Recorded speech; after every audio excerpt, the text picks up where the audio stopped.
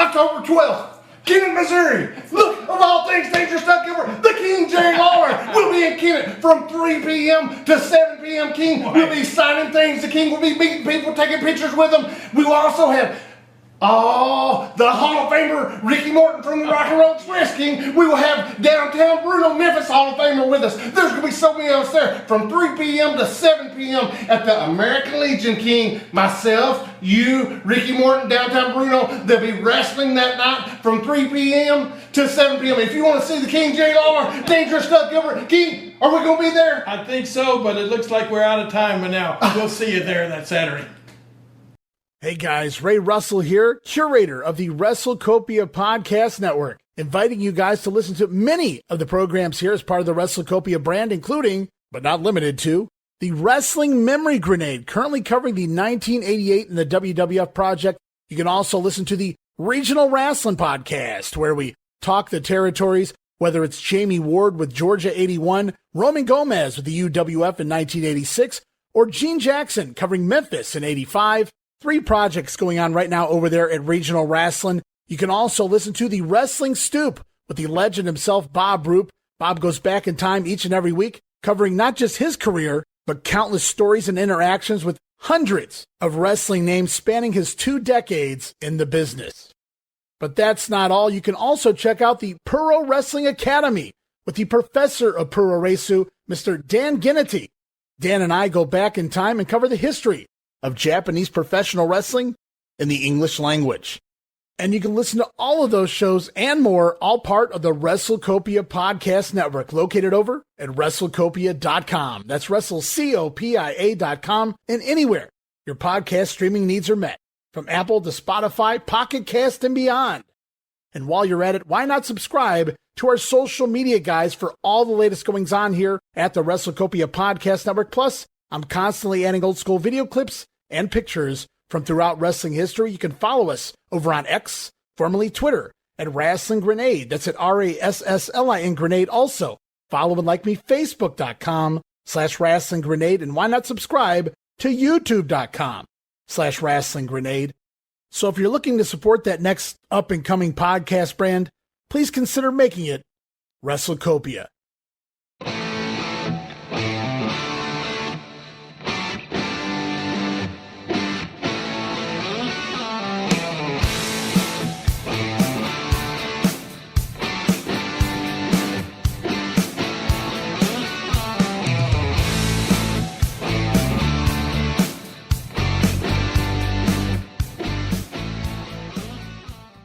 Hey everybody, welcome to episode number 10 of Dangerous Conversations with Dangerous Doug Gilbert. I'm your host, Gene Jackson, and as always, it's my pleasure to welcome the man you came to hear, Dangerous Doug Gilbert. Man, Gene, we have got a guy on here with us today that has been my number one doctor. And that would be no other than Dr. Tom Prichard. I want to know who your number 2 doctor is. Uh-oh. If I'm your number 1, I want to know number 2. We had him on last week, Tom. It was Dr. Harvey Whippleman. Oh, okay. All right. I just want to make sure. Good deal. How you guys doing today? Oh, we're doing good, Tom. Doing great, man. We're excited to have you. Hey, I thought he was fixing to say Dr. Tommy Rich. Whoa. Yeah, well, Tommy could have been a doctor. He just spent time a little too much time in the pharmacy, I think. There you go. Yeah. So. Well, Tom, here you are, freshly off being inducted into the Memphis Wrestling Hall of Fame. That's where we just saw you here recently. How was that, man? Tell us how that was to go in there in the Memphis Wrestling Hall of Fame. Man, that was awesome. You know, Memphis, as I said when I was inducted, Memphis has a long history for the wrestling business, and they stole a lot of ideas they got from Memphis. In WWE, AEW, anywhere you go, Memphis wrestling has an influence, and I was blown away, man. It was great. I thought Randy Hales and Terry Golden did a hell of a job, and it was really, really cool. Yeah, they certainly did. I had a great time. It was great seeing you, Tom, and and like I got to see you, Tony Anthony, Danny Davis. I mean, just a bunch of us that I hadn't seen in a long time, and you know, it brought back memories for me from you working in this territory and everything. And man, that was cool. One thing I don't want to bring up because you're wearing your Tennessee Vol hat and everything else, but I remember. No, I don't want to bring this up, but I have to because, and you'll probably hate me for the rest of the day. Chono. Oh, Chono, exactly, Mr. Chono. Mr. Chono was driving a car, and I didn't know, man. I was just being ridiculous and stupid at the time. And Doug's wearing his hat, and I didn't know that he collected hats. You know what I mean? With people who collect hats and have a favorite hat. Well, I just took his hat off his head and threw it out the window. Yeah, but now in all right, that wasn't really Tom's fault because I was sitting in the back seat, as I recall, and Tom was sitting in the front seat, and I popped Tom. I don't even know what I was messing with him for, but something. I messed with him for some reason, but I would slap him on like the back every once in a while. He said, "If you do that one more time," so when he said that, you know, I had to do it one more time. But when I've done it one more time, he reached right back, and I went like this, like he was going to hit me, and he grabbed my hat. And he told Chono, he said, "Chono," he said, "you tell me in 1 mile." He said, "When we go 1 mile, you tell me." And Chono was looking at him and looking at me like we're both crazy. Yeah. And finally he said, 1 mile. 1 mile. When he did, Tom rolled the window down and threw my hat out the window. Yeah, I got heat that day. Yeah. But no, actually, I was thinking about that when I called you and asked you about coming on here with us, Tom. But it's funny, the stories that we remember. And that's why I tell Gene, Tom, you know, everybody thinks just we're at the building and we're in the ring. They don't think about us leaving the building and going to other towns or leaving our house, going to the towns and everything. And that's where some of the funniest stuff and stuff that us guys do is, to me, is great. Well, I got to tell you, I mean, in Memphis last week, you know, we were going to go out to have some drinks, Tommy, and I thought everybody was going, right? Didn't Terry tell? Were you there? Terry said go to Slip and Slide or something like that. Yeah, that's his place. Well, did you know there's 2 Slip and Slides in Jackson? There's No. 2 bars with the same name, and they're about a block away from each other. No. So we first went to one. Well, we pulled up, and we see Tommy outside, you know, and I just go ahead and walk in. They go $5. So no, we're with Terry. He says, "I don't care who you with, $5." So all right, paid $5. Well, then I got to thinking, wait, maybe I ought to go outside and ask Tommy while he's out there what's going on. So I called him, come in, and tell him to charge us $5. Long story short, the guy says, "Hey, there's another bar right up there. That's the one you want." Called Gets better though. Hold on. I mean, here's a story to tell. So we go, and this Slip and Slide is like, it's got loud music coming out, rock and roll, and everybody's going through a metal detector. And we go through the metal detector, get there, and the lady at the entrance there, she goes, "It'll be $45 for 3 of you." $45. We're with Terry. She says, "We don't know no Terry." I said, "Okay." She said, "Well, just a minute. We'll get Pookie up here, and you can talk to Pookie." So I don't know what Pookie. So anyway, this place was like had a mosh pit, I think, and just a bunch of, you know, it looked like trouble. So as we walked out, I said, "I'm not paying $45 to get in here." So we walked out and met Tommy, went to Buffalo Wild Wings and had some wings and laughed about it and had a good time, you know. I bet all Tommy had was wings, wasn't it? Yeah, that's all he had. He didn't have nothing to drink, did he? Nothing at all. I mean, he didn't have 4 beers or anything. Hey, he had 1 beer. 1 beer. That's all it was. 1 beer. Yeah. But so y'all was at the wrong place, and then we were at the wrong place again because come to find out they didn't know who Terry Golden was. So we just went to Buffalo Wild Wings and had some wings and little libation, and that was it. Oh man, that's funny. Well, I have to know, did you guys get to meet Pookie? No, we didn't stick around. We just said the hell with it, man. We're gonna go eat somewhere and try and find something else to do. I hear you. I felt like that probably was a whole different story had you met Pookie. Yeah, I think so too. Yeah, might have a little something else if you met Pookie. Well, apparently they had these wild, not these mechanical bulls you can ride in the back of the bar and stuff, and people were getting thrown off and all kind of stuff. But it just looked like a place we didn't need to be that night. It was getting a little late. Well, Dr. Tom, when you go in and they got metal detectors now, that was a sign. That was a sign. Good sign that you might not want to be there. Yeah, not for me. Now, Gene, you told me you had some questions for Dr. Tom, right? Yeah, I've got several, but I guess we'll start with this one, kind of before we move completely away from the Jackson deal. How long had it been, Tom, since you had seen Danny Davis? Oh man, gosh, been a long time. Maybe no. I saw him a couple of years ago. He came and visited when we came to Tampa for an NWA taping.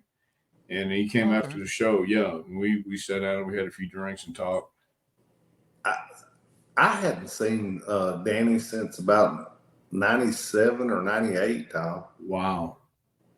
And that's what he come up and me and him hugged and everything, and he was telling me some stuff in my ear, and I told him I just talked to him a day or two ago, and I told him, I said, man, you about made me break down. And I said, there's not many people that can do that, but Danny's a great fella, and he was just telling me stuff about my dad and how my dad really helped him and took him under his wing and stuff. And man, just stuff like that, it hits you. And then he got to Eddie, and he started talking about stuff with Eddie that, and it was heavy. Yeah, pretty hard, man. Yeah. We went to lunch before the ceremony and everything, before everybody got selling gimmicks and all that stuff, and we had a good long talk too. So yeah, it was one of those weekends, man, where you're catching up and you're telling everybody what's going on, and you go, oh, I didn't know that, and you go, whoa, I really didn't know that. So well, I guess before we even started this, or at first, me and Gene should have thanked you, and people be saying thank him for what, but actually we kind of borrowed your room to do a podcast, and didn't we, Dr. Tom? Yeah, and I meant to ask you about that, man. Left a few presents there for me, I heard. Open up the toilet, and there was it was good, man. So Tommy kept telling me, and I'm thinking, now, wait a minute. And then again, Tommy, it's always a suppose it did. Yeah. But everything. And Doug said, "This is Dr. Tom's room." Tommy said, "Oh," and we went to the bathroom. We didn't me or Doug, neither one went in after that. So yeah, they left me a little present, all right. There you go. Yeah. But yeah, Danny Davis is a guy that you'd be hard pressed to find anybody to say a bad word about, man. Like everybody loves that guy. Yeah, he broke in the hard way too. He broke in around Dyersburg with was it Herb Welch? Yeah. Yeah, Herb and he got a start down there, so he came up the hard way. Yeah, he sure did. Danny's a great guy. I mean, he's just a great guy. We traveled a lot, which I was around Tom when he was here a lot, and Danny when he was here a lot, but also in Continental, all three of us traveled around a lot together. And man, that was some good times, wasn't it, Tom? Yeah, it was. I mean, it really was. And, it was a different time in the business. The business was traveling in the cars. Didn't have cell phones. No. Didn't have any of that stuff, but you made up for it and just had great trips. I loved Continental. I grew up in North Mississippi, so I grew up on Memphis and Continental, and my dad used to take me to Columbus to the Lavender Coliseum to see you guys down there. And we recently had – now, Tom, you know what one of his favorite angles was, right? I'm not sure. Okay, Gene, tell him. Well, that's where we're headed right now. We had Dirty White Boy Tony Anthony on the show recently, and of course – I had to tell Tony, that I could. One of those vivid memories of watching wrestling with my dad was watching Continental the night that Tony hung you out there at ringside. And I was telling him and Doug, I said, I'd have to, beg my dad, like, man, please take us to the matches, and he liked it, but he didn't necessarily like having to get off work and head to Columbus, for a show and fight the traffic and all that. But I told them, I said, that night after that angle, my dad goes, "When's that next show in Columbus?" And I said, "I think it's like 2 weeks from now." He goes, "We got to see that. Dirty White Boy just tried to kill Tom Prichard. We got to see what happens, man." He was all in on that. So as the hangee in that situation, I got to hear your side of that and what your memories of that whole angle was. Well, I'll tell you exactly what it was, because Randy Colley, if you remember him, he's part of Demolition. Detroit Demolition, ain't that what Detroit Demolition, yeah, sure was. He was I don't remember how he got the needle, but he had, maybe it was a diabetic needle, but he drew blood from my arm and put it in a condom because when we went out, I was going to be hanging from the ring, and I was going to have blood coming out of my mouth. Well, I don't know if you've ever bit into a condom or had the occasion to be by the condom, but I have, and they don't break real easy. You know what I mean? They're meant not to break. So if you get a condom that's too easy to break, they're defective, I understand. But anyway, he put that in the condom, and I knew he didn't tie it tight enough, and I'm thinking, well, he knows what he's doing. And he was telling me all you got to do is just bite it, and it'll come. Well, when I went out there and was talking to Dirty White Girl and all that stuff, and she turned me around, Tony came in and hit me with a chair. The referee came out. My glasses fell off. The referee came out and put the condom in my mouth. And now I'm feeling it. It's all squishy in there, and I'm going, oh, Christ. I know I'm not going to be able to pop this thing. And somebody had a pin or a blade or something. I think it was Danny Davis who actually had the blade. At the end of the deal, after he hung me, he hit it, and the blood came out, but they were already off TV, so it kind of wasted that angle. But no, that was pretty crazy, man. I remember we pitched it to Eddie.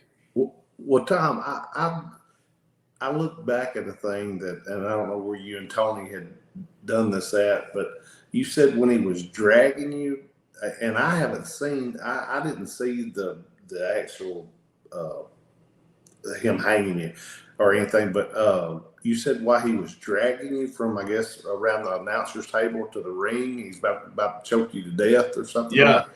Well, if you've ever had the occasion to have a noose around your neck and a condom in your mouth at the same time,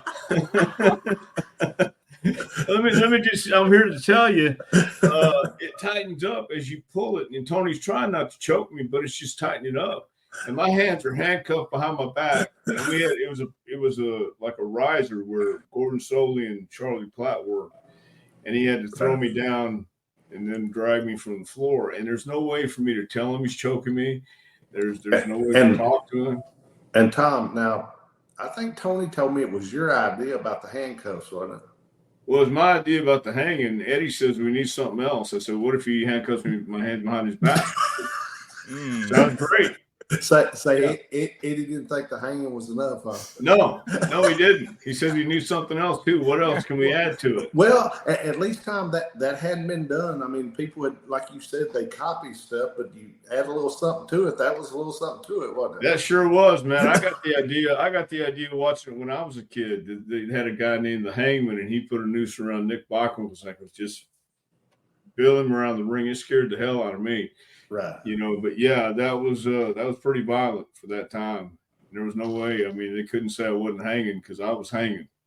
But I mean, Tom, and me and Gene have talked on here about this before, and like I told Gene that to me the difference in Eddie as a booker and a lot of other bookers was the other bookers would want to have everything done their way and just what they wanted, but like Eddie would come to y'all and ask y'all for ideas, right?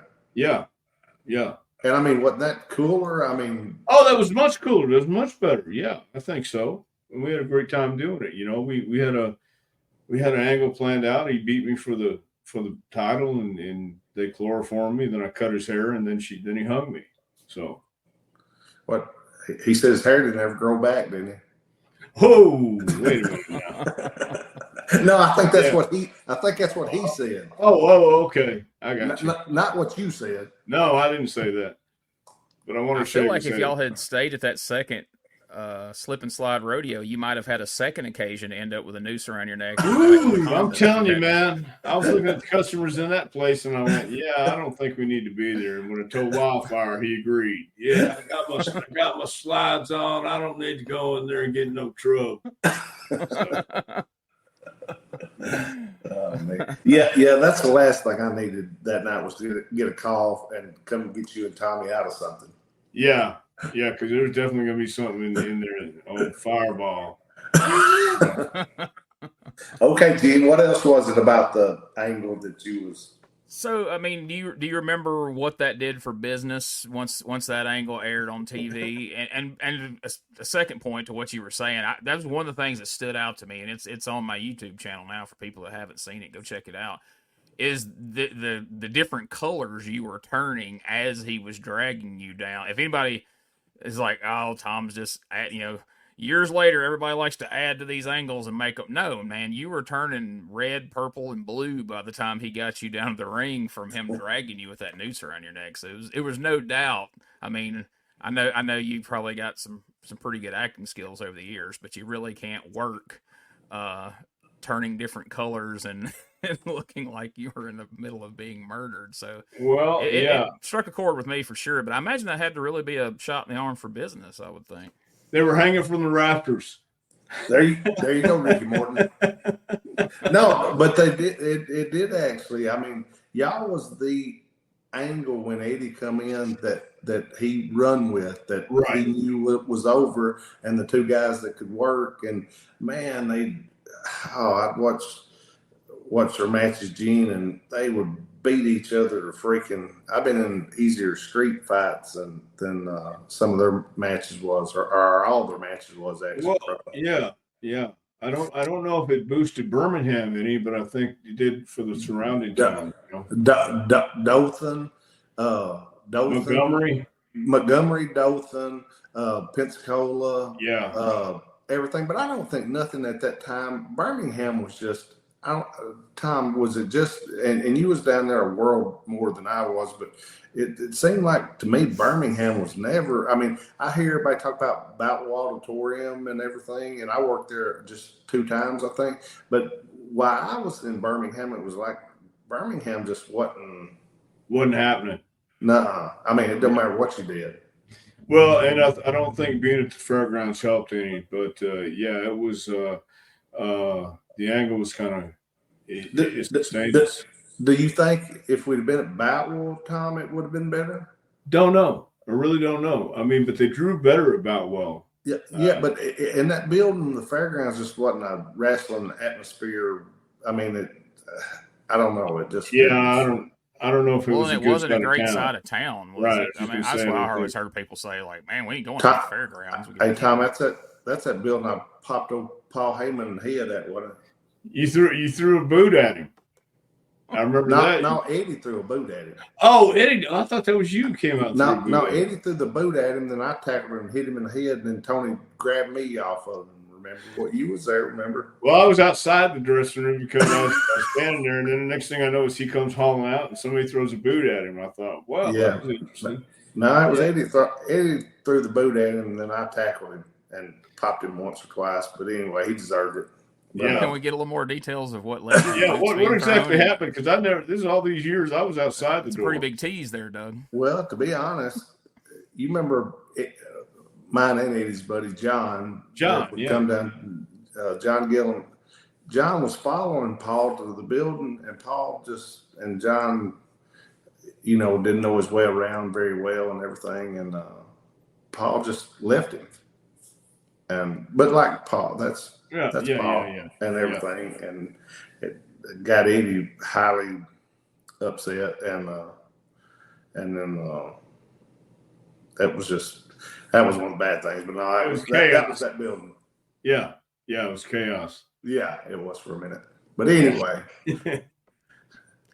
we'll definitely talk some more about John Gillum. He played a big role in you and Eddie's angles and stories over the years, but we'll keep going with Tom here about now. So something's kind of accidentally. It's not something me and Doug planned, but it's just kind of started to become a tradition here somehow.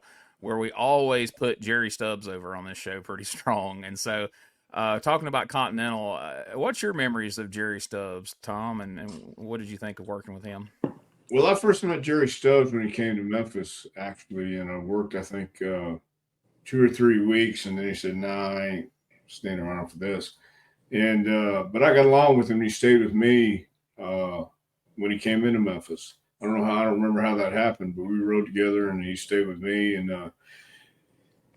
then when I got to Pensacola, I stayed at his house, and he had a pool in the back. And what about Tom? What about he had a hot tub inside? Remember that? I think so. Yeah. Yeah, like indoor big hot tub, like we're 8 guys. He had it going on. Like I said, I told Gene, Tom, that Jerry taught me a whole lot. That's who Eddie put me kind of in angle with right when I come in Continental. Man, Jerry was such a smooth worker, wasn't he, Tom? He was a smooth worker. Yeah, he was really good. He was great. He had timing. He had chemistry. And with anybody he got in the ring with, he could make it work.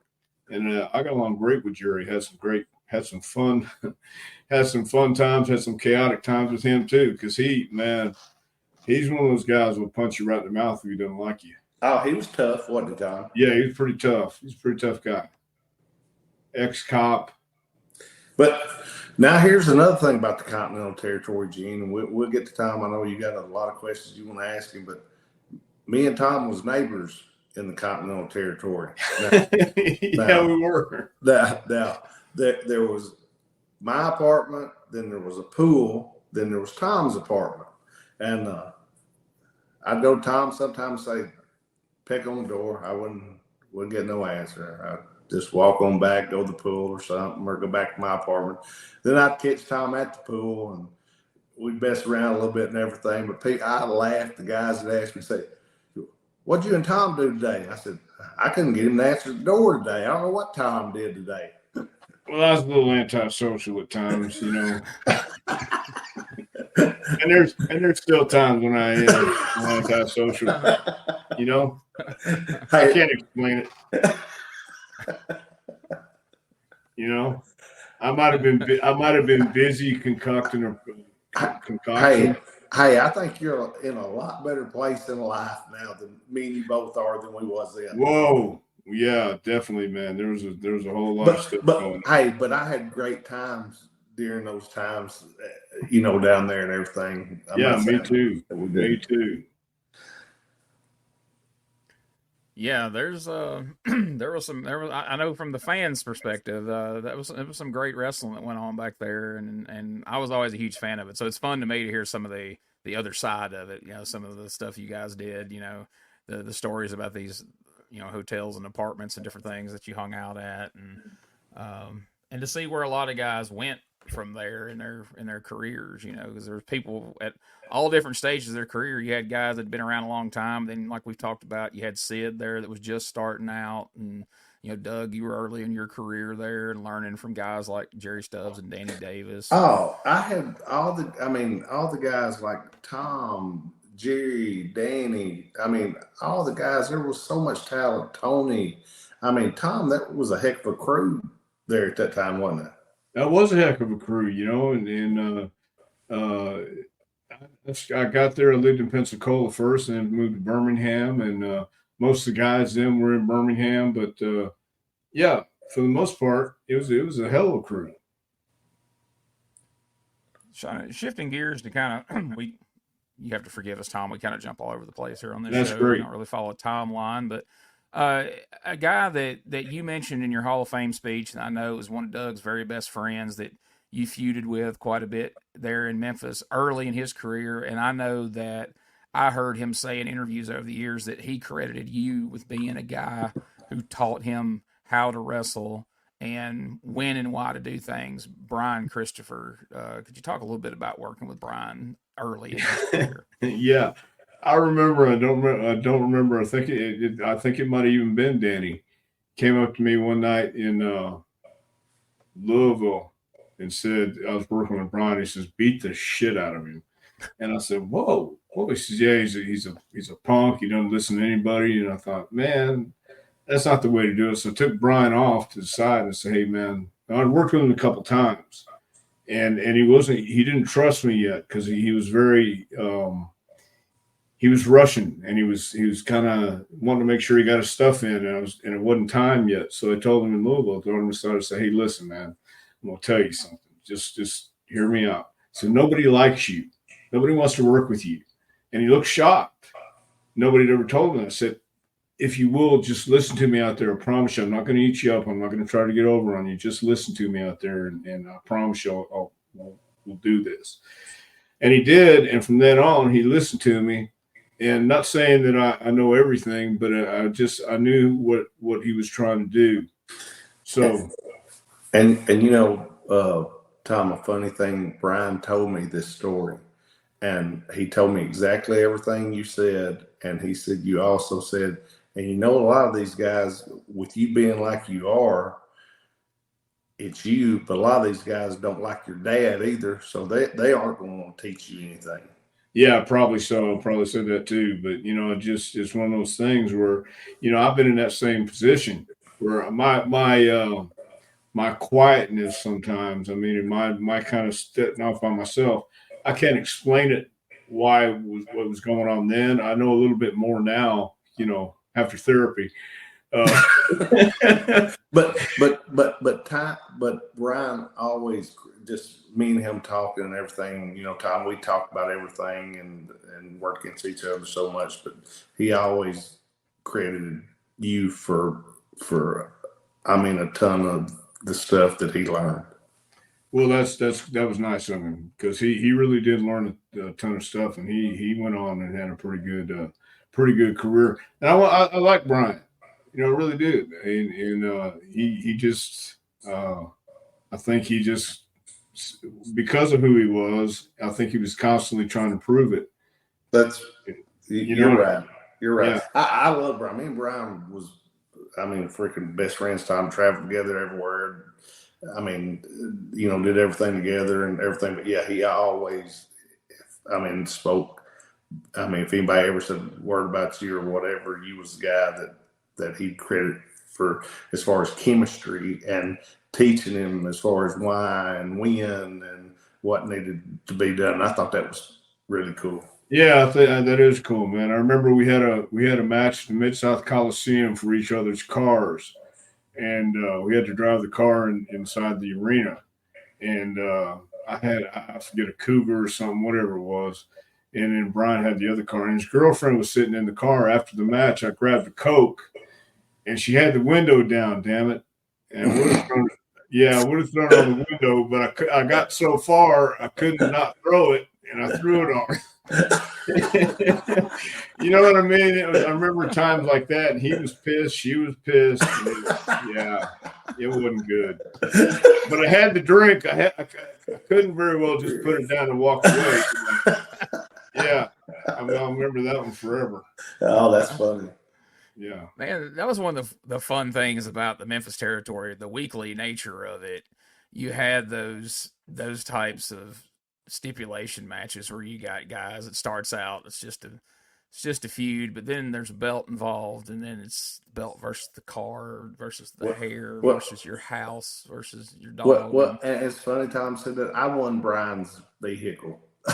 We was in something where it was my something against his vehicle, and I pulled his vehicle. Now his girlfriend wasn't in it. I actually got in his vehicle after the match and pulled it out of the Coliseum. Everything. But yeah, like you're saying, Gene, there's all kind of memories, right, of stuff like that.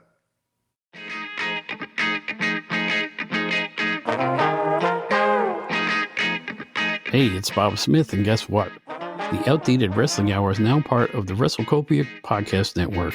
But hey, no fear, you're still going to hear the unique guests, comedy, music, authors, journalists, funny people.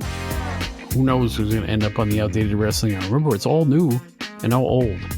So check it out in the WrestleCopia Podcast Network and wherever you get your podcasts. Listen if you know what's good for you. Hey everybody, Gene Jackson here, inviting you to check out the Retro Wrestling Review. where each week I'm joined by some great co-hosts who help me review classic episodes of USWA Championship Wrestling, and right now we are doing week-by-week reviews of 1993. But we don't just do reviews. Sometimes we get a chance to interview some of the people who were there and lived it, plus do watch-alongs. It's a lot of fun, so check out new episodes that drop every Wednesday at WrestleCopia.com. And to find links to everything associated to the podcast, you can go to USWApodcast.com. And we've talked about that. I don't know if there's many people that lost their hair more time than Doug did, but there certainly wasn't people who lost their hair in matches where his hair wasn't even at stake. That's what I was going to say, Tom. I don't know. How do you do? That's when you're, I guess, really one of the guys, right? When you're not even in the hair match, but you go in the ring and with father and son, when they're in a hair match against each other, and you wind up getting your head shaved. Ain't that yeah. What's wrong with that? What's wrong with that? Yeah, what's wrong with that picture? Man. Yeah. But hey, you're gonna laugh. You're talking about vehicles. We was doing radio for that show that we was just on, and Jimmy Valiant said we was at the car lot, and he said the Kingfish stole my car, and I said he did what, Jimmy? He said he stole my car. I said he stole your car. He said, yeah, he stole my best red Corvette I ever had. Kingfish stole my car. I laughed. But it was a match and everything, and it was for a red Corvette, and I laughed at him. He was funny.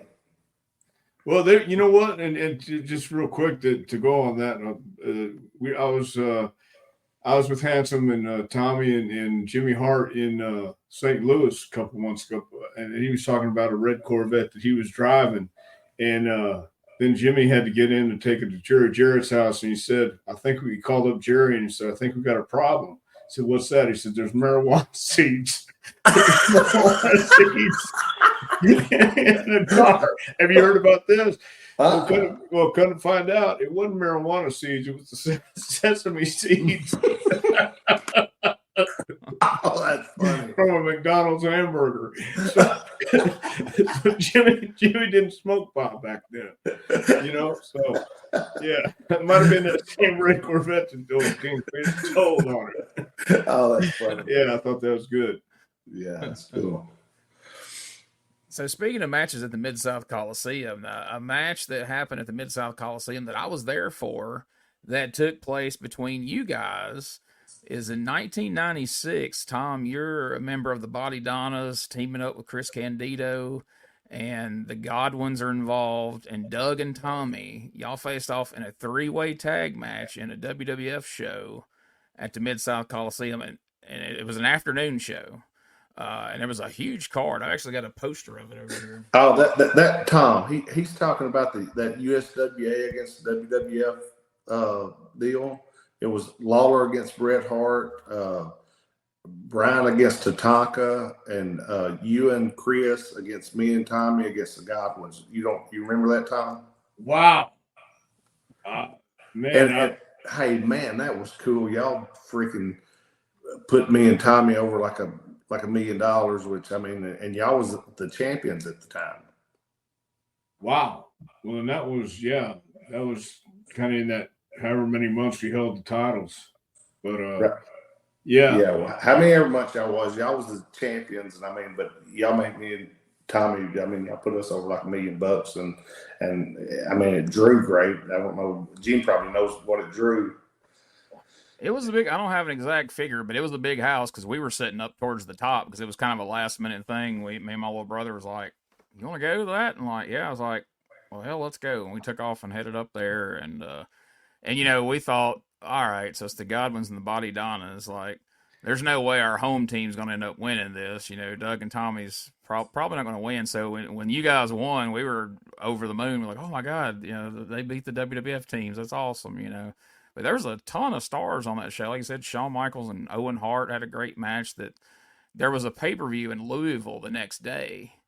And a lot of those matches were, I guess, kind of tune-ups for the pay-per-view because I ended up seeing the pay-per-view later, and it's like, oh, that's the match we saw in Memphis the day before between Doug and Shawn, Yeah.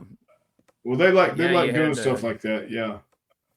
Had Yoko and Undertaker, and you had Brett and Lawler in a cage, and yeah, it drew really well. So that was quite the, like I say, it was quite the thing to get to see our hometown USWA guys against the WWF. So and two, you got to realize, Gene, we was coming back every Monday where Tom and those guys wouldn't be back one more time a year, and if they was back, they was going to, well, let's see what building would that have been the Pyramid Days, or I was fixing to say they wouldn't.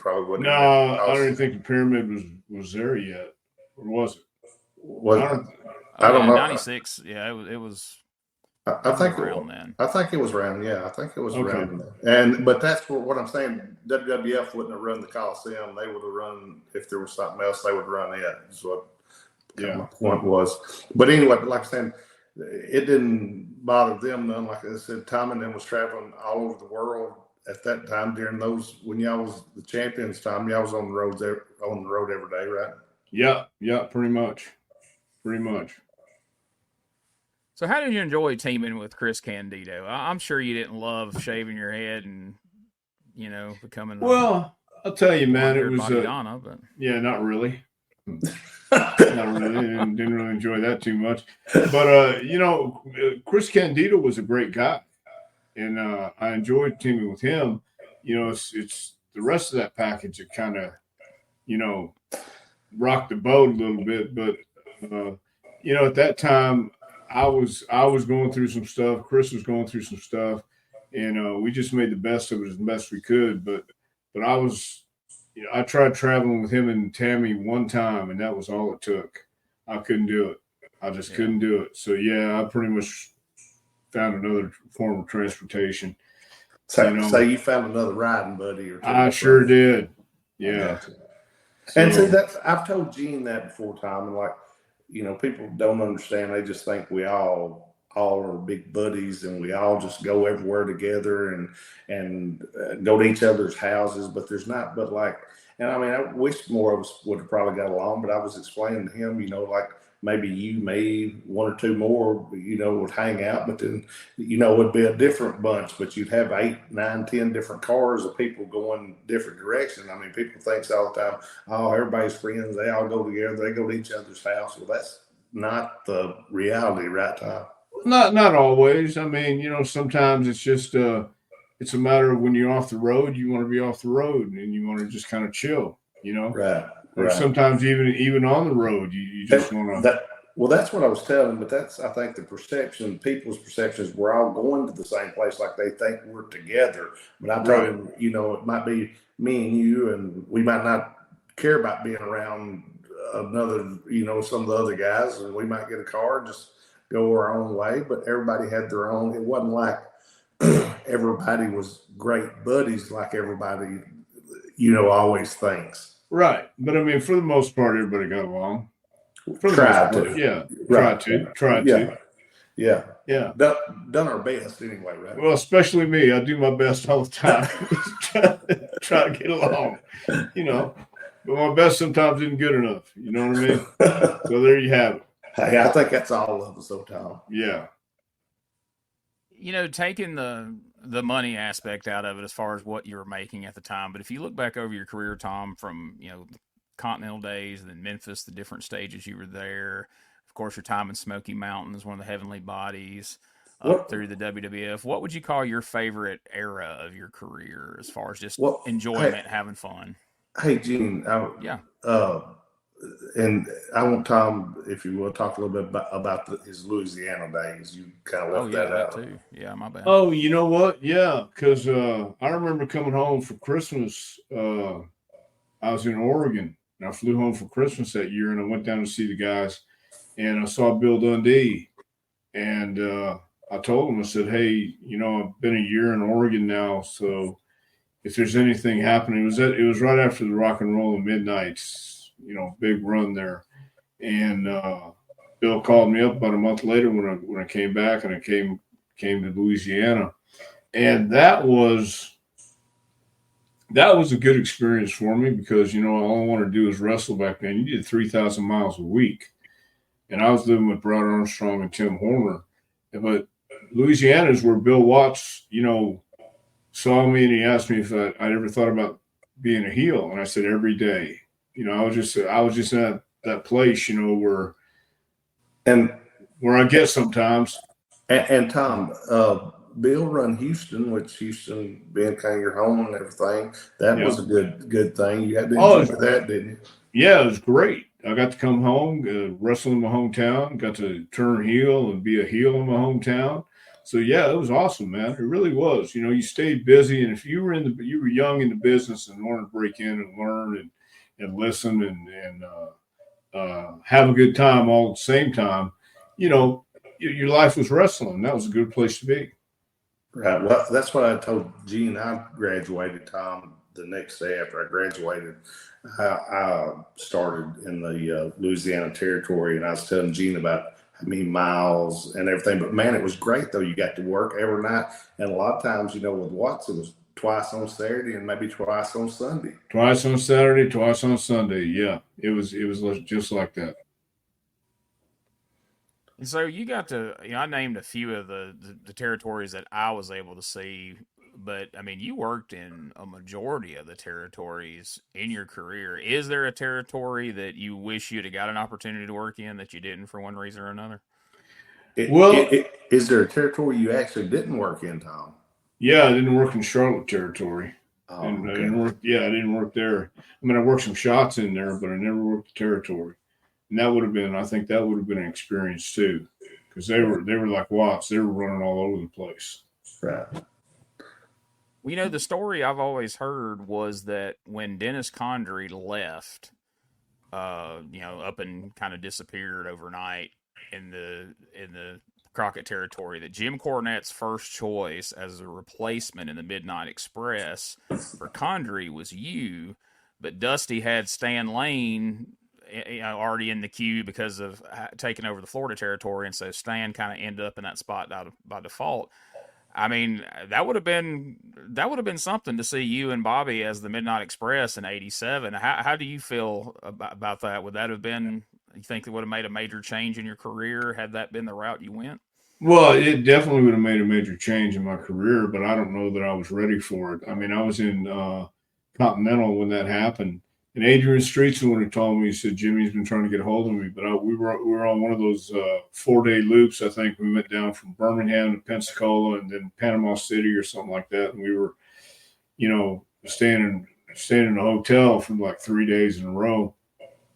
And Adrian told me that he had talked to Jim Cornette and he'd been trying to get a hold of me. And then by that week, Stan had already got hired. So, but I think they didn't miss a beat. And Stan brought a new dynamic, you know, to those guys, and they never missed a beat. And if they would have got a hold of Tom, it would have been a different dynamic. But I think it would have been great. I mean, Tom would have sure been great. Yeah, I think so. I'm not doubting that it wouldn't have been really, really good. I don't know how great we could have been because Stan really brought something extra to it, and he complimented Bobby so well.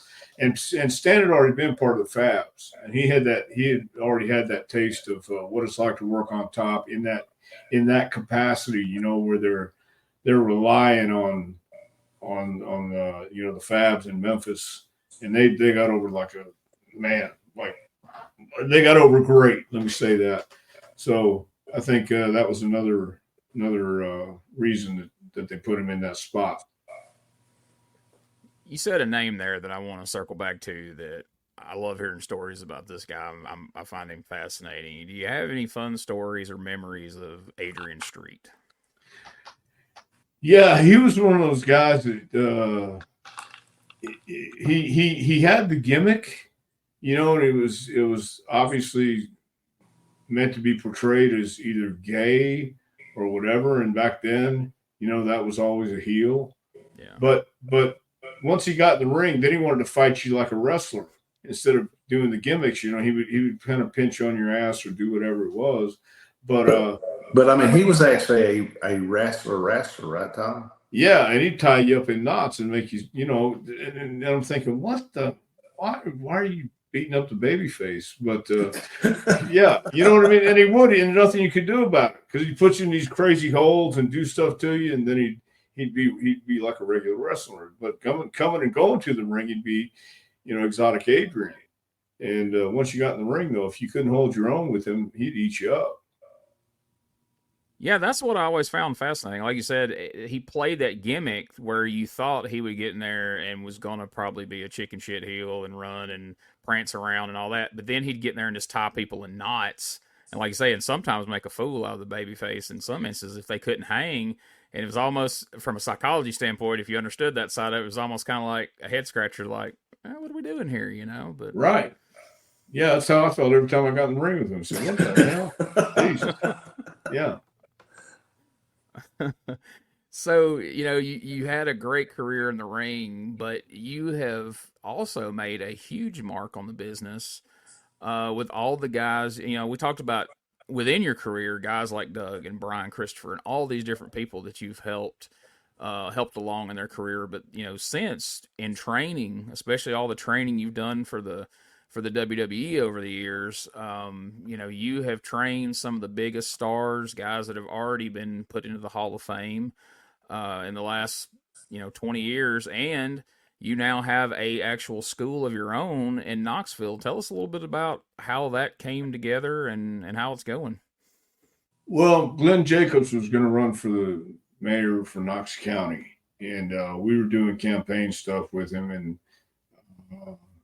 my wife was working at his insurance company, and so we got to go into the campaign stuff and helping him out. And we were having lunch one day, and I told him I had a seminar to go to that weekend. But the next day was a fundraiser, and he wanted to talk to me and said, "Listen, man, why don't we do a wrestling school in Knoxville? We're both from Knoxville, living in Knoxville. How about you and me? Let's open up a wrestling school." So that's how it started, just kind of throwing it out there.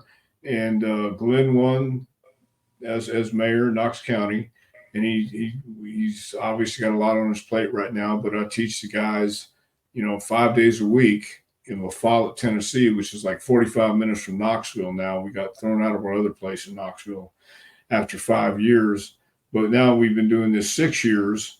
And, it's something I enjoy doing. It's something I like doing. And we just graduated 4 people last night, as a matter of fact, in Mount Carmel. Tom, did you enjoy you was there quite a while. For hell, I don't know how many years, but when you was doing the training for WWF, did you enjoy that during that time? I did at times, yeah, and I really enjoyed it. Went to FCW down in Tampa. That's what I was referring to. That wasn't that. What was that? How many years was that for, Tom, that you was there? Oh man, 3, 4, 5. Was about 5 years? About 5 years in Tampa. And what some of the guys that come out during that 5 years?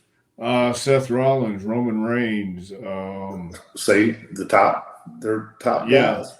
Yeah, guys like that. And if you look at everybody who came out of Heath Slater, came out of the last 5-6 years in WWE. They came out of Tampa and they came out of the Performance Center. Right, that's cool. That is. Over the years of people you trained from that era on, is there anybody that really stands out in your mind as somebody who just seemed to just have it naturally, like it just came to them more natural than anybody else that you can think of? Kurt Angle. Kurt Angle was a pretty natural guy. For an amateur wrestler, especially guys that not used to getting on their back or being put on their back, that's so foreign to an amateur wrestler.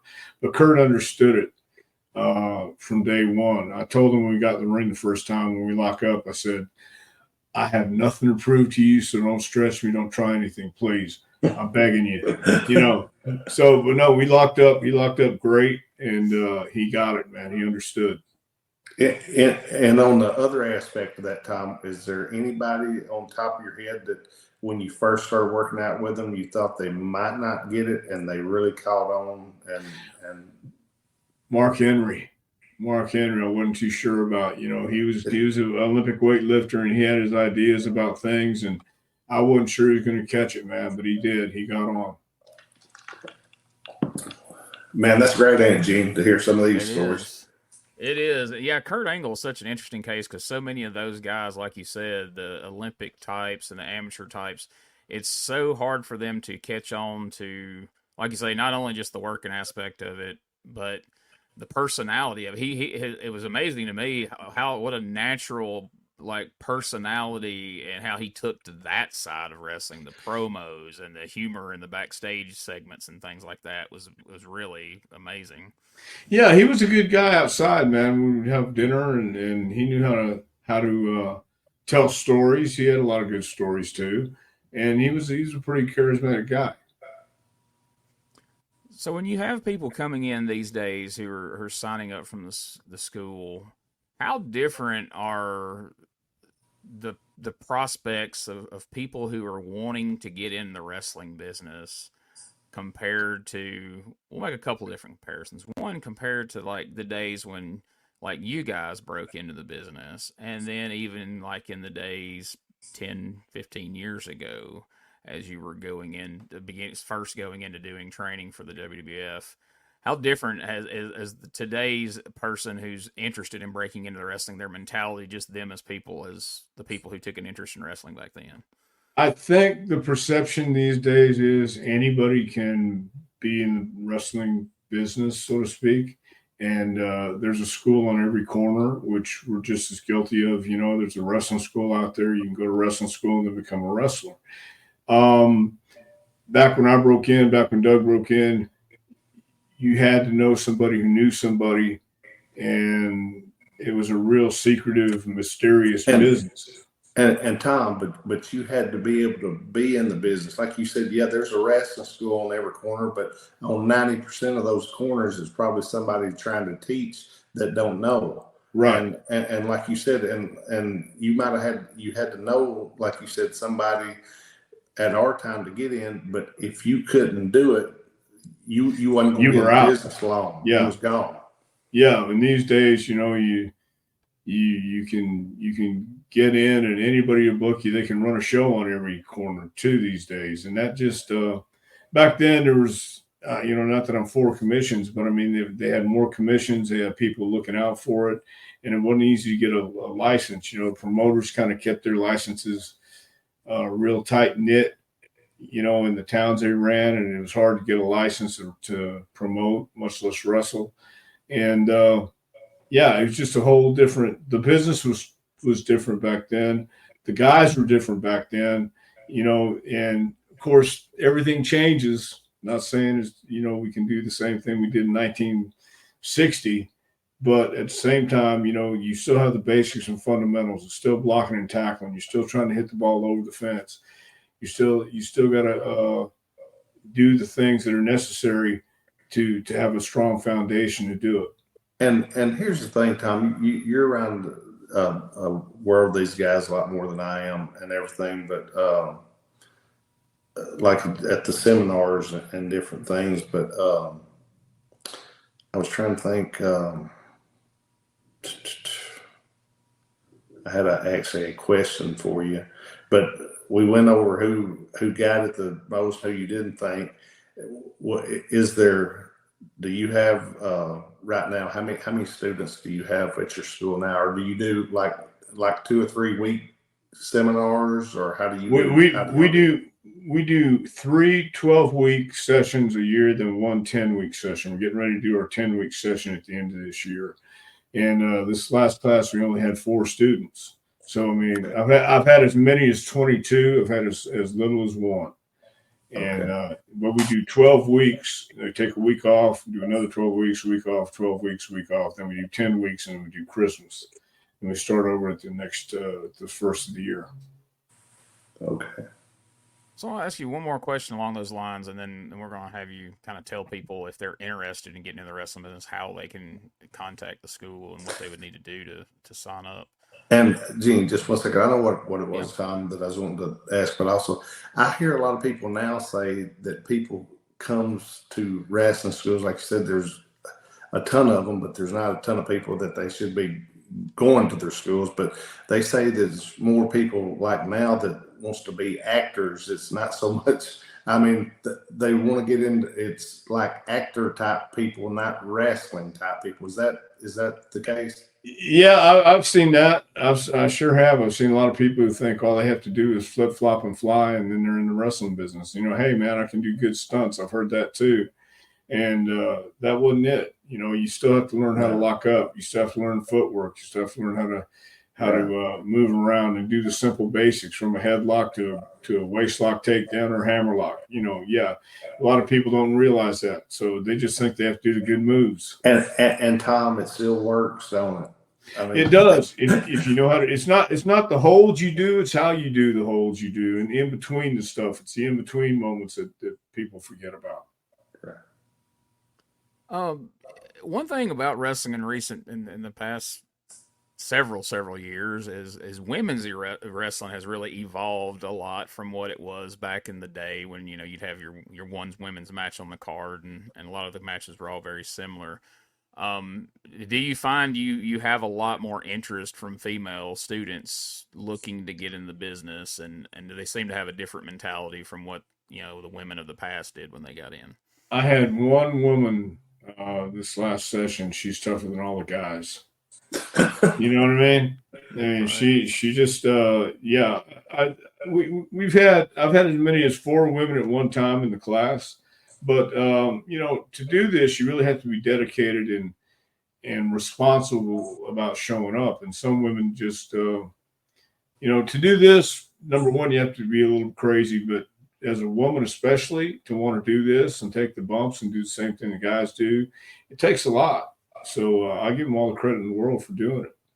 Well, Tom, if somebody is listening to this and they have an interest of trying to get into the wrestling business and they want to come to the Wrestling Academy there in Knoxville, how would they look you up? How would they go about trying to make that happen? All they have to do is email me at jpwrestlingacademy.com. It's actually Gmail. Go to Gmail. Let me try that one more time. jpwrestlingacademy.com will take you to our website, and you can check out all the pricing and all the stuff we do and check out the website. But if you want to send an email, you can send an email to jpwrestlingacademy@gmail.com. And somebody will get back to you and let you know all the information. Well, hey, like you said, there's wrestling schools out there on every corner. There's guys who have never been anywhere or done anything that are charging people ridiculous amounts of money to train. Tom Prichard's reputation speaks for itself. The people that he has trained over the years speaks for itself.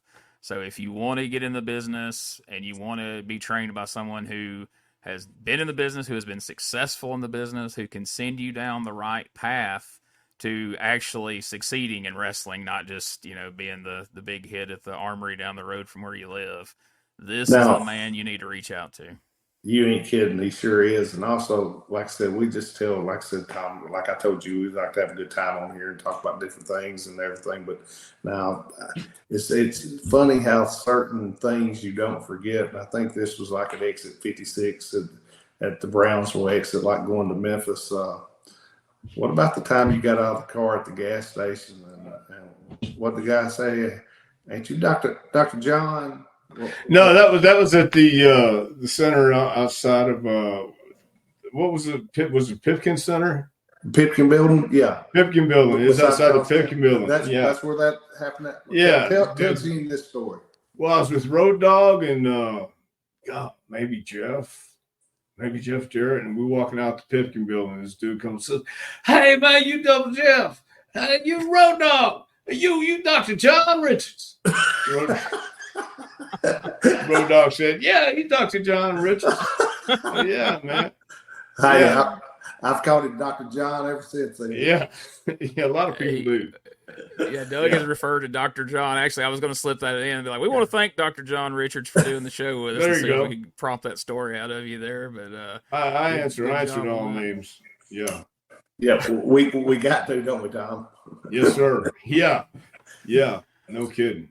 But man, Tom, we sure appreciate you. I appreciate everything you've done. You've been, my dad was around you quite a bit also, and everything, and yeah, good man, and everything. But man, we sure appreciate you being on here with us and everything. And I sure appreciate everything that you taught me and helped me with, and I appreciate everything you done with my brother, and my brother sure appreciate it. Like I said, I told Gene that, different bookers have different styles, and like I said, a lot of bookers don't want you telling them anything, but I thought that was kind of one of Eddie's cool things. Like, he would come to people like you that had a mind for the business, and that he knew that you knew, and he would ask y'all and let y'all, and might put something, like I said, put something else with it, but let y'all have. And to me, Tom, that always, that makes you want to do more. We all want to do as good as we could do, but don't that make you want to do a little more and everything? Yeah, it sure did, especially when somebody gives it right back in your lap and say, what do you feel comfortable doing? What do you want to do? And then kind of tweak it and add to it or take away. Yeah. Good. But Gene, you're kind of hearing, like I said, Tom's got, he's got stories for days. He's seen it from Tom. When did you start? 79, maybe? 79, I had my first match. Yeah. Okay, Wow. cool. And like I said, I was wondering, he said he didn't work in Charlotte, but I guess about all the other territories you did work in that time. Yeah, pretty much all the way from Portland to LA to Texas, Louisiana, and yeah. And see, now, you got the WWE and AEW, which you got independents, like you said, almost in every little town, and schools in every little town. But Tom, don't you think it's a bad disadvantage for the people as far as not being able to work at least 5-6 nights a week, and like we had it? That's, to me, that was the cool part, and learning your character and what you was going to be, and like the nights, we, like, you wouldn't even see or be in the dressing ring with who you was working with till you got in the ring with them. Don't you think that had that aspect of it, to me, I think made the workers so much better? Yeah, I think the only way you're going to get better is doing it in front of people and seeing what works with the crowd. This crowd one night, another crowd the next night. What may work tonight may not work tomorrow night. So, yeah, I think working every night is the only way to really learn this. And I tell the guys at school, too, we can go over everything in front of an empty building, but until you get in front of a crowd and you feel it out, you're not going to know. Until you get in front of them and you don't breathe. What is the time? I remember when I started, I thought I was in shape, as far as cardio, but then when your nerves, what's the first thing goes, Tom? Your nerves, right?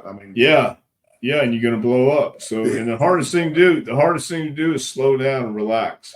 Once I learned to do that, I thought, oh my God, now I know. But that just comes with experience. That's it. Yeah. Well, man, when you look at the who's who of guys that you guys worked with night in and night out through your career, and like I said, working 6-7 days a week a lot of times, and multiple times on Saturdays and Sundays, there's no way to replicate that anymore. Those guys with that type of experience aren't out there, and nobody's running shows that frequently.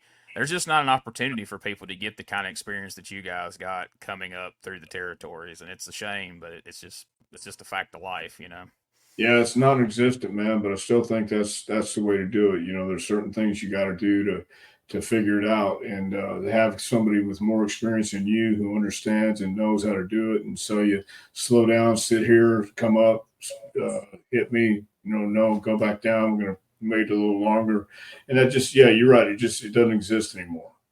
And Thomas, like I've told Gene before, they think, look, these big office wrestlers, and the last thing just common people thinks is the word psychology. But like me and Brian taught, and he told me that you actually taught him psychology and why to do the things, when to do them, why you was doing them for, and everything. But that's what, anybody be crazy. I think, I'm sure there's other guys out there, but you'd be the guy that if I wanted to send someone to a wrestling school, I'd want to send them to you. Awesome. Well, please do if you do. Absolutely. Well, thank you, Tom. This is what we do this show for, is for people to hear guys like you learn about the wrestling business and have some fun, hear some fun stories in the process. And we got plenty of both this week, didn't we, Doug?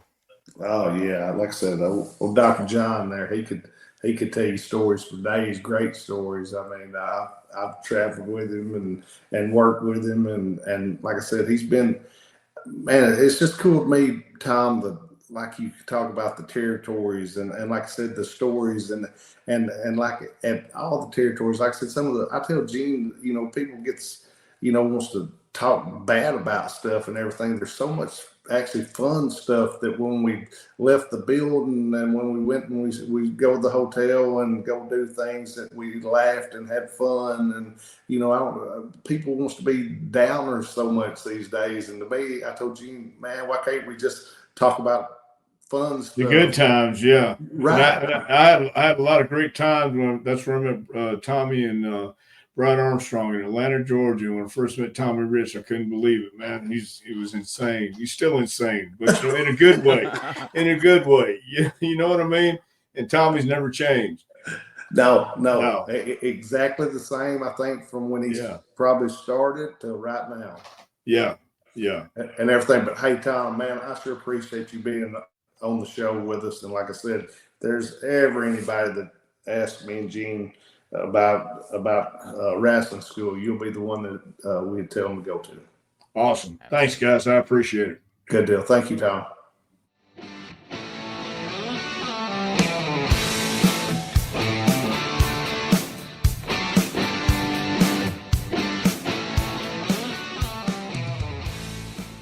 All right, everybody. Before we get out of here, we just want to thank one more time Dr. Tom Prichard for joining us on this week's episode.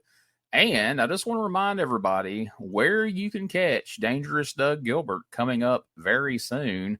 First of all, you can see him in Kennett, Missouri. If you're checking this out as it drops on Thursday night or on Friday, the 11th, then there's still time to make your plans to get over to Kennett, Missouri, over there to the American Legion building to check out the Show Me Showdown Throwdown from American Hostile Championship Wrestling, Saturday, October the 12th. As a matter of fact, rather than hear me talk about it, let's let Dangerous Doug and the King himself, Jerry Lawler, tell you all about what's happening October the 12th.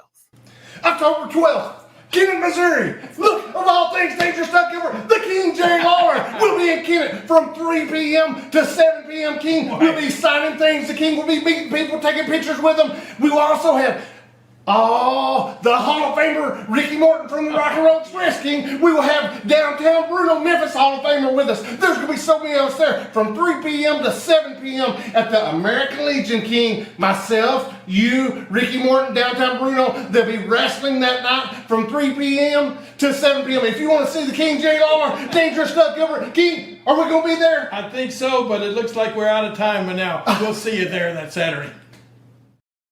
All right, not much more I can add to that. Make sure you get out to Kennett on Saturday, October the 12th, to see Dangerous Doug Gilbert, Jerry the King Lawler, Ricky Morton, downtown Bruno, and a host of others for this great event coming back to the American Legion building right there in Kennett, where there's so much great history. Also, the following Saturday, October 19th, it's going to be Football Wrestling Day at the University of Memphis, and down on Tiger Lane, there's going to be wrestling action. There's going to be all sorts of Memphis wrestling legends down there, including your host, Dangerous Doug Gilbert, including Tommy Wildfire Rich, downtown Bruno. All sorts of great legends are going to be on hand right there at the University of Memphis for Football Wrestling Day right before they take on Texas. So make sure you get down there. Check that out on Saturday, October the 19th at the University of Memphis. Also, coming up November 2nd, that is Saturday, November 2nd, there's going to be a big legend show taking place in Clarksville, Arkansas. It's going to be at the exhibit building at the fairgrounds. There's going to be a fan fest from 2 p.m. to 6 p.m. Bell time for the matches is going to be at 7 p.m. But there is going to be a whole host of legends there. You're going to see the grapplers there. From the WWE, Brian Kendrick will be there. Preston Vance from AEW, The Perfect 10, Baby Doll, Action Mike Jackson, Miranda Gordy, Tony Atlas, Mr. USA is going to be there. The Golden Boy, Chick Donovan will be there. And, of course, Dangerous Doug Gilbert and Tommy Wildfire Rich is going to be there as well. This is going to be a big one. Tickets are on sale now. You can go to our Facebook page, Dangerous Conversations with Doug Gilbert, find out where you can get your tickets in advance. And again, that's Saturday, November 2nd in Clarksville, Arkansas for this huge legend show. You don't want to miss that. It's going to be a great one. Now, and by the way, if you have an upcoming wrestling show, autograph signing, collector show, Comic Con, or any event or booking that you would like to inquire about the services of Dangerous Doug Gilbert and or Tommy Wildfire Rich, just send us an email at DougGilbertPodcast@outlook.com, and someone will get back to you as soon as possible to find out more information, and we will do our best to do some business and make that happen. Also, if you're interested in advertising your event, business, or product to the listeners here on Dangerous Conversations with Doug Gilbert, as well as across all our social media platforms, you can also send those inquiries to DougGilbertPodcast@outlook.com. And remember to check out DougGilbertPodcast.com. There you can find links to all things related to this podcast and to Doug Gilbert himself. There are links to the Dangerous Conversations Facebook page where we post all sorts of great content regularly involving the Gilbert family. There's the Dangerous Conversations X and Twitter, plus the Dangerous Doug Gilbert Facebook and X pages where you can keep up with everything that Doug has coming up, like shows, signings, conventions, you name it. You can keep up with it by following Doug on social media. He appreciates the support, and if you really want to show support, check out the Gilbert Family Pro Wrestling Tees store, featuring a tremendous array of T-shirts featuring Doug, Eddie, and their father, the late, great Tommy Gilbert as well. Also, if you've enjoyed the show you just listened to, please subscribe, rate, and review on the platform of your choice. It really would help us in building this podcast for the future. And if you want to see a plethora of matches, promos, and angles involving Doug Gilbert and the entire Gilbert wrestling family, plus tons of other great old school wrestling, there's literally over 1,000 videos over at youtube.com at Retro Wrestling Archive. We're adding more videos every day of not just the Gilberts, but old school wrestling from all over the world. And you can find that link for that YouTube page at DougGilbertPodcast.com. Plus, don't forget you can find all things related to my popular retro wrestling review podcast at uswapodcast.com. And last but certainly not least, we are proud to be a part of the WrestleCopia Podcast Network. Go on over to WrestleCopia.com to check out all the great pro wrestling related podcasts and content that our friend Ray Russell provides over there. You'll be glad you did. So with all that being said, we look forward to seeing you here again next week for another episode of Dangerous Conversations with Doug Gilbert. This is Wrestling Nostalgia, the podcast that dives into wrestling history. Hey, wrestling fans, I'm Dave Dynasty, and if you enjoy podcasts that are knowledgeable and history-driven, then Wrestling Nostalgia is for you. With great guests and fun interviews, there are over 200 episodes in our archives. We chat with several first-time guests and often cover topics not discussed on other podcasts. Look up Wrestling Nostalgia on your favorite podcast platform and visit all of our links at linktree/WrestlePod. That is linktr.ee/RASSLEPOD. And remember, wherever you go, what do you do? Be good, be safe, and keep on growing.